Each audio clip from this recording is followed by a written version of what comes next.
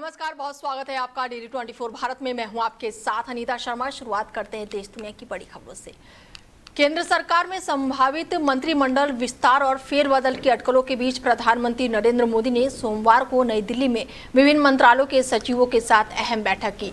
यह बैठक करीब 4.5 घंटे तक चली, जिसमें केंद्र सरकार की प्रमुख योजनाओं, मंत्रालयों के कामकाज, लंबित परियोजनाओं और आगामी प्राथमिकताओं की विस्तार से समीक्षा की गई। सूत्रों के मुताबिक बैठक में प्रधानमंत्री ने सभी मंत्रालयों से बेहद ही बेहतर समन्वय, समय वृद्धि और साथ ही परिणाम आधारित कार्यप्रणाली पर विशेष जोर दिया। बैठक ऐसे समय पर हुई है जब केंद्र सरकार में संभावित कैबिनेट फेरबदल को लेकर राजनीतिक हलकों में चर्चाएं तेज है। हालांकि सरकार की ओर से मंत्रिमंडल विस्तार या फिर फेरबदल को लेकर कोई भी आधिकारिक घोषणा नहीं की गई है। रिपोर्ट के अनुसार प्रधानमंत्री ने सचिवों को निर्देश दिए हैं कि सभी मंत्रालय आम जनता से जुड़े कार्यों में तेजी लाए, योजनाओं को नियमित निगरानी और विभागों के बीच बेहतर तालमेल सुनिश्चित करें। बैठक में आगामी महीनों की कार्य योजना, विकास परियोजनाओं की प्रगति और शासन में प्राथमिकताओं को भी व्यापक मंथन किया गया है। प्रधानमंत्री की उच्च स्तरीय बैठक इसलिए भी महत्वपूर्ण मानी जा रही है क्योंकि संसद का मानसून सत्र पास है और सरकार कई अहम विधेयकी और विकास संबंधित एजेंडों पर आगे बढ़ने की तैयारी कर रही है। राजनीतिक विशेषज्ञों का मानना है कि आने वाले दिनों में यदि मंत्रिमंडल में फेरबदल होता है तो प्रशासनिक तैयारियां और शासन की प्राथमिकताओं को लेकर हुई ये बैठक अहम भूमिका निभा सकती है। हालांकि कैबिनेट विस्तार या फिर फेरबदल को लेकर कोई भी आधिकारिक पुष्टि नहीं की गई है। बिहार की राजधानी पटना में स्वास्थ्य मंत्री निशांत कुमार ने अपने नए सरकारी आवास में विधिवत गृह प्रवेश किया। 5 देश रत्न मार्ग स्थित सरकारी आवास पर आयोजित इस कार्यक्रम में बिहार के पूर्व मुख्यमंत्री नीतीश कुमार सहित परिवार के सभी सदस्य मौजूद रहे। वैदिक मंत्रों उच्चारण और पूजा अर्चना के बीच गृह प्रवेश के सभी धार्मिक रस्म संपन्न हुई है और इस अवसर पर इस पूरे परिवार के सदस्यों ने नए आवास में सुख, समृद्धि और प्रदेश की जनता की सेवा के लिए मंगल कामनाएं की हैं। कार्यक्रम के दौरान कई करीबी रिश्तेदार और आमंत्रित अतिथि भी मौजूद रहे। गृह प्रवेश के बाद से परिवार ने एक दूसरे को शुभकामनाएं दी। स्वास्थ्य मंत्री का ये नया सरकारी आवास अब उनके अधिकारित निवास के रूप में इस्तेमाल किया जाएगा। कार्यक्रम की तस्वीर और वीडियो भी सोशल मीडिया पर सामने आए हैं, जिसमें पूर्व मुख्यमंत्री नीतीश कुमार परिवार के साथ पूजा अर्चना में शामिल दिखाई दे रहे हैं। वहीं राष्ट्र की राजधानी दिल्ली में 1 जुलाई से नई इलेक्ट्रिक व्हीकल यानी कि ईवी पॉलिसी 2026 लागू होने जा रही है। मुख्यमंत्री रेखा गुप्ता की अध्यक्षता में दिल्ली कैबिनेट ने नई ईवी नीति को मंजूरी दे दी है। सरकार का दावा है कि अगले 4 साल में इस नीति पर करीब 15,000 करोड़ रुपए खर्च किए जाएंगे ताकि राजधानी में इलेक्ट्रिक वाहनों को बढ़ावा दिया जा सके और वायु प्रदूषण में कमी लाई जा सके। नई नीति के तहत इलेक्ट्रिक वाहनों के खरीद पर विभिन्न श्रेणियों में वित्तीय प्रोत्साहन, रोड टैक्स और रजिस्ट्रेशन शुल्क में छूट, चार्जिंग इंफ्रास्ट्रक्चर का बड़े पैमाने पर विस्तार और बैटरी स्वीपिंग नेटवर्क विकास करने की योजना बनाई गई है। इसके साथ ही सरकार ने चरणबद्ध तरीके से पेट्रोल और सीएनजी वाहनों की जगह इलेक्ट्रिक वाहनों को मजबूत बढ़ावा देने का रोडमैप भी तैयार किया है। नीति के अनुसार 1 जनवरी 2026 से 2027 से दिल्ली में केवल इलेक्ट्रिक ऑटो रिक्शा का ही नया पंजीकरण होगा, जबकि 1 अप्रैल 2028 से नए पेट्रोल और सीएनजी दोपहिया वाहनों का पंजीकरण बंद करके केवल इलेक्ट्रिक दोपहिया वाहनों का पंजीकरण किया जाएगा।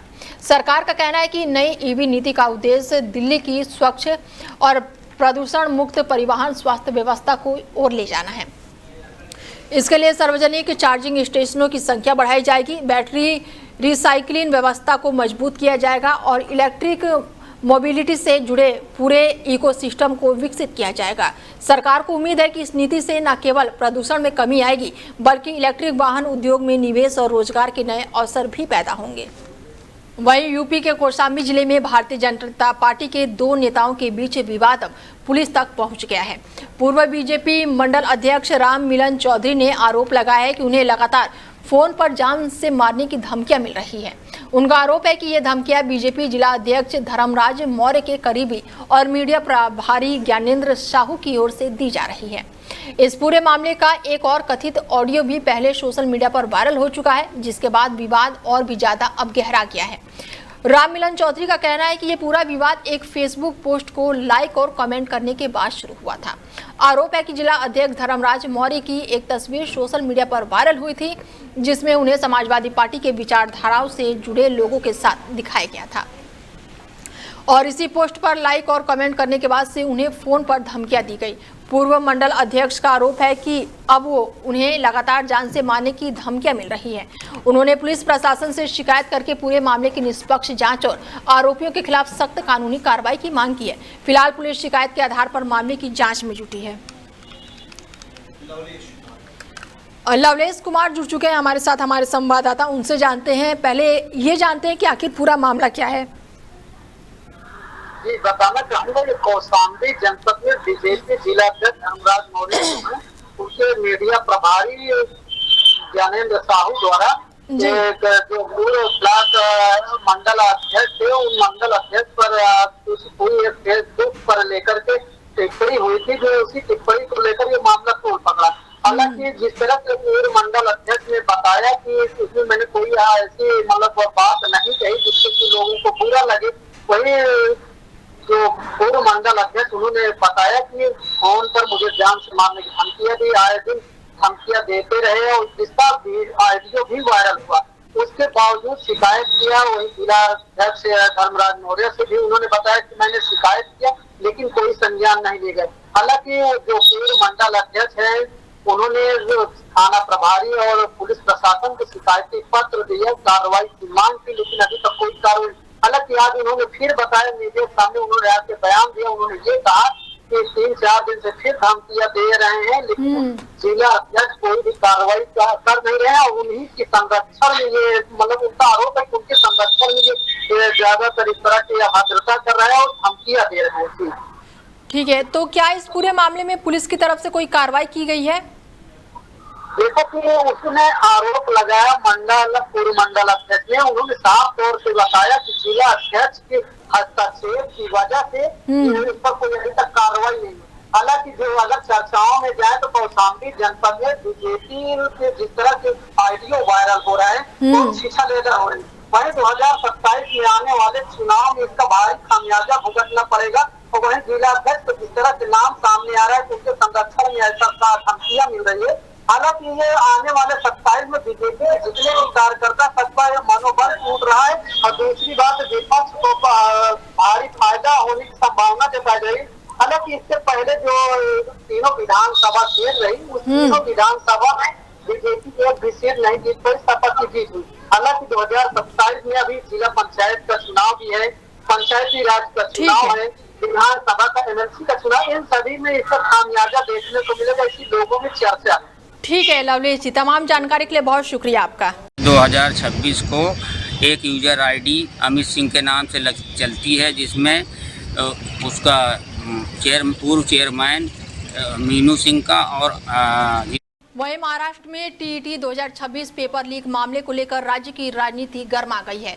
पेपर लीक का खुलासा होने के बाद से 28 जून को प्रस्तावित परीक्षा एक दिन पहले ही स्थगित कर दी गई और इस मुद्दे को लेकर विपक्षी महाविकास अघाड़ी यानी कि एमवीए ने राज्य विधानसभा और शिक्षा मंत्री दादा भूसे के आवास के बाहर जोरदार विरोध प्रदर्शन किया है। विपक्ष ने पूरे मामले की सीबीआई जांच कराने और शिक्षा मंत्री के इस्तीफे और दोषियों के खिलाफ कड़ी कार्रवाई की बात की है। विपक्ष का आरोप है कि राज्य सरकार लाखों अभ्यर्थियों के भविष्य की सुरक्षा करने में विफल रही है और लगातार पेपर लीक की घटनाओं से युवाओं का भरोसा परीक्षा प्रणाली से उठता जा रहा है।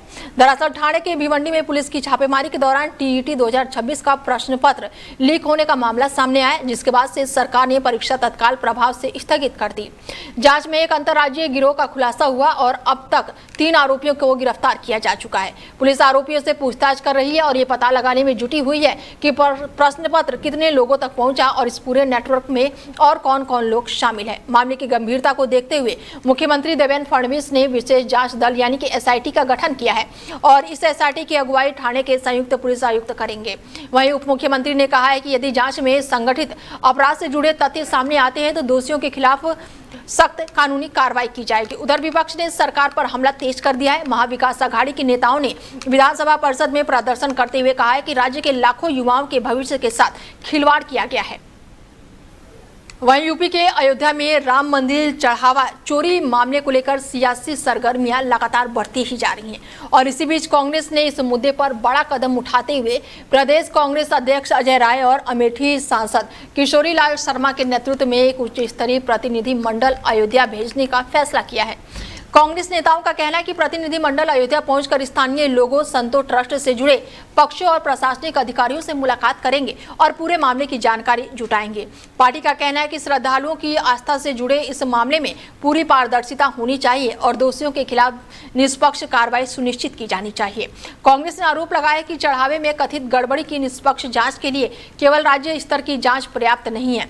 पार्टी पहले ही इस मामले में सुप्रीम कोर्ट की निगरानी में जांच, सीबीआई जांच और जवाबदेही तय करने की मांग उठा चुकी है। कांग्रेस नेताओं का कहना है कि करोड़ों श्रद्धालुओं की आस्था से जुड़े इस मामले में किसी भी स्तर पर लापरवाही या अनियमितता स्वीकार नहीं की जा सकती।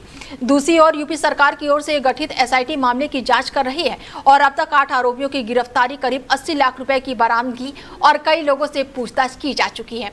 जांच एजेंसियां बैंक रिकॉर्ड, चढ़ावा, गिनती की प्रक्रिया और संबंधित कर्मचारियों की भूमि को लेकर जांच कर रही है। वहीं तमिलनाडु जिले से एक बेहद ही दर्दनाक और चौंकाने वाली घटना सामने आई है, जहां पर यूट्यूब वीडियो देखकर घर में प्रसव कराने की कोशिश एक महिला के लिए जानलेवा साबित हो गई। जानकारी के मुताबिक 32 साल की शशिकला ने अस्पताल जाने के बजाय अपने पति और परिवार के साथ मिलकर इंटरनेट पर उपलब्ध वीडियो की मदद से घर पर ही बच्चे को जन्म देने का प्रयास किया। प्रसव के दौरान गंभीर जटिलताएं पैदा हो गई और अत्यधिक रक्तस्राव हुआ और हालात बिगड़ने पर उन्हें पहले सरकारी और फिर निजी अस्पताल ले जाया गया, लेकिन इलाज के दौरान उसकी मौत हो गई। हालांकि डॉक्टर नवजात शिशु को जान बचाने में सफल रहे और बच्चे की हालत फिलहाल स्थिर बताई जा रही है। शुरुआती जांच में सामने आया कि महिला का पहला प्रसव सिजेरियन अस्पताल में हुआ था और दूसरी बार सामान्य प्रसव कराना चाहती थी और इसके चलते परिवार ने चिकित्सालय निगरानी की बजाय घर पर ही प्रसव का फैसला लिया था। बताया जा रहा है कि प्रसव के बाद से सही तरीके से उन्हें अलग किया गया, जिसके बाद से अत्यधिक रक्त हुआ और स्थिति गंभीर हुई और घटना के बाद से पुलिस और स्वास्थ्य विभाग ने जाँच शुरू कर दी है। स्वास्थ्य विशेषज्ञों ने लोगों से अपील की है कि गर्भावस्था और प्रसव जैसे मामलों में सोशल मीडिया या फिर ऑनलाइन वीडियो के भरोसे निर्णय लेने की बजाय प्रशिक्षित डॉक्टरों और स्वास्थ्य कर्मियों की सलाह। करीब 35 साल पुराने कश्मीरी पंडित नर्स सराल भट्ट हत्याकांड में बड़ी कानूनी कार्रवाई हुई है। जम्मू कश्मीर के स्टेट इन्वेस्टिगेशन एजेंसी यानी कि SIA ने प्रतिवादी जम्मू कश्मीर लिबरेशन फ्रंट के प्रमुख यसीर मलिक समेत 5 आरोपियों के खिलाफ विशेष अदालत में 737 पन्नों की चार्जशीट दाखिल की है। एजेंसी का दावा है कि अप्रैल 1990 में सरला भट्ट के अपहरण, यौन हिंसा, यातना और हत्या की साजिश एक संगठित आतंकी अभियान का हिस्सा थी और उनका उद्देश्य कश्मीरी पंडित समुदाय के भय का माहौल पैदा करना था। SIA के अनुसार जांच के दौरान जुटाए गए दस्तावेज, साक्ष्य, गवाहों के बयान और अन्य सबूतों के आधार पर यसीन मलिक सहित अन्य आरोपियों की भूमिका का उल्लेख चार्जशीट में किया गया है। ये मामला साल 1990 के 19 चर्चित मामलों में शामिल है, जिन्हें हाल ही के सालों में दोबारा खोला गया है ताकि लंबे समय से लंबित मामलों में न्याय प्रक्रिया आगे बढ़ सके। गौरतलब है कि यसीन मलिक फिलहाल एक अलग आतंकी फंडिंग मामले में उम्र कैद की सजा काट रहे हैं और इस नए घटनाक्रम को कश्मीरी पंडितों के खिलाफ हुए पुराने मामले में न्याय की दिशा में एक महत्वपूर्ण कदम माना जा रहा है। वहीं ईरान के सर्वोच्च नेता अयतुल्ला अली खामेनेई के अंतिम संस्कार को लेकर दुनिया की नजरें टिकी हुई है और इसी बीच एक दिलचस्प घटनाक्रम जो है वो सामने आया है। ईरान ने खामेनेई के अंतिम विदाई समारोह की तारीख 3 से 5 जुलाई तय की है, जो अमेरिका के 4 जुलाई स्वतंत्र दिवस समारोह के साथ मेल खाती है। अंतर्राष्ट्रीय विशेषज्ञों का मानना है कि इस तारीख का चयन प्रतीकात्मक संदेश देने की रणनीति का हिस्सा हो सकता है। ईरानी अधिकारियों के अनुसार तेहरान से लेकर मसद तक कई चरणों में अंतिम यात्रा और श्रद्धांजलि कार्यक्रम आयोजित किए जाएंगे, जिनमें लाखों लोगों के शामिल होने की संभावना है। वहीं अमेरिका में 4 जुलाई को स्वतंत्रता दिवस के 250वीं वर्षगांठ के अवसर पर बड़े स्तर पर समारोह आयोजित किया जाएगा और इसी बीच दोनों देशों के बीच हाल ही में हुए संघर्ष के बाद से संघर्ष विराम लागू है और स्थानीय समाधान में लेकर कूटनीतिक बातचीत भी जारी है। ऐसे में दोनों देशों में इसे समानता योजना के वैश्विक राजनीति के लिहाज से काफी अहम माना जा रहा है। वहीं फीफा विश्व कप 2026 में शानदार प्रदर्शन करके सुर्खियां बटोर रहे कैप फुटबॉल टीम एक गंभीर विवाद में घिर गई है। टीम के कप्तान रयान ने ब्रिजलाइन में महिला से दुष्कर्म का आरोप लगाया है और इस मामले को लेकर न्यूजीलैंड पुलिस लगातार कार्रवाई कर रही है और अब तक रयान के खिलाफ कई औपचारिक आरोप तय नहीं किया गया है, लेकिन जांच जारी है। मीडिया रिपोर्ट के अनुसार कथित घटना मार्च 2026 में न्यूजीलैंड के ऑकलैंड में हुई थी, जहां पर कैप की टीम फीफा सीरीज के तहत मैत्रिक मैच खेलने वाली थी और शिकायतकर्ता जो है महिला न्यूजीलैंड फुटबॉल महासंघ की ओर से टीम के लिए दुभाषीय और परिचालन सहयोगी के रूप में नियुक्त थी। महिला का आरोप है कि टीम के होटल में रयान उनके कमरे में जबरन घुस आए और उनके साथ मारपीट के बाद से दुष्कर्म किया। शिकायत के साथ ही मेडिकल रिपोर्ट, कथित चोटों की तस्वीरें और अन्य साक्ष्यों को पुलिस लगातार जांच कर रही है। न्यूजीलैंड पुलिस ने पुष्टि की है कि इस मामले में जांच अप्रैल से चल रही है और वहीं फीफा ने भी कहा है कि वो इस मामले को गंभीरता से ले रहे हैं और न्यूजीलैंड की जांच एजेंसी से संपर्क में है। हालांकि जांच पूरी होने तक उसमें कोई भी विस्तृत टिप्पणी करने से इनकार किया है। दूसरी ओर रयान या फिर कैप फुटबॉल महासंघ की ओर से इन आरोपों पर कोई भी सार्वजनिक प्रतिक्रिया सामने नहीं आई है। वहीं मध्य प्रदेश में जुलाई का महीना जो है वो मौसम में दो अलग अलग रंग दिखाने वाला है। मौसम विभाग के अनुसार प्रदेश के कई हिस्सों में मानसून पूरी तरह से सक्रिय रहेगा और अच्छी बारिश होने की संभावना है, जबकि कुछ इलाकों में शुरुआती दिनों तक उमस और गर्मी का असर भी बना रह सकता है। मौसम वैज्ञानिकों का कहना है कि जुलाई के पहले सप्ताह में मध्य प्रदेश में बारिश की गतिविधियां तेज होंगी और कई जिलों में भारी बारिश की चेतावनी है। पूर्वानुमान के मुताबिक पश्चिमी और पूर्वी मध्य प्रदेश में कई जिलों में 1 से 4 जुलाई के बीच भारी बारिश का अलर्ट जारी किया गया है। इसके साथ ही तेज हवाएं, गरज चमक और आकाशीय बिजली गिरने की भी संभावना जताई गई है। दूसरी ओर जिन क्षेत्रों में मानसून की रफ्तार धीमी रहेगी वहां लोगों को उमस और गर्मी का सामना करना पड़ सकता है। मौसम विभाग ने किसानों को भी सलाह दी है कि वो मौसम को देखते हुए कृषि कार्यों की योजना बनाएं और खराब मौसम के दौरान सतर्क रहें। मौसम विशेषज्ञों का कहना है कि जुलाई के दौरान प्रदेश की अधिकांश हिस्सों में मानसून से सक्रिय होने से तापमान में धीरे धीरे गिरावट आएगी और लोगों को भीषण गर्मी से राहत मिलेगी।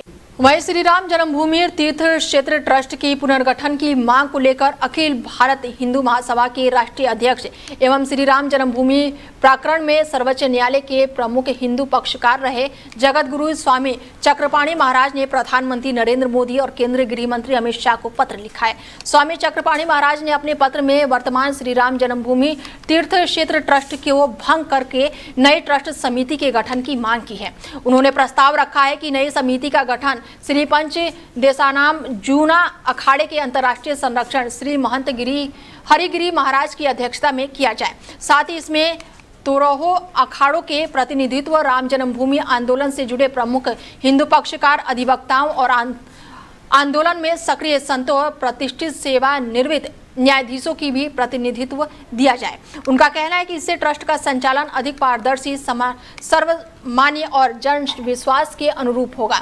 स्वामी चक्रपाणी महाराज ने कहा है कि श्री राम जन्मभूमि केवल एक मंदिर नहीं बल्कि करोड़ों हिंदुओं की आस्था, त्याग और सदियों के संघर्ष का प्रतीक है। फिलहाल बुलेटिन में मेरे साथ इतना ही। दीजिए इजाजत। नमस्कार।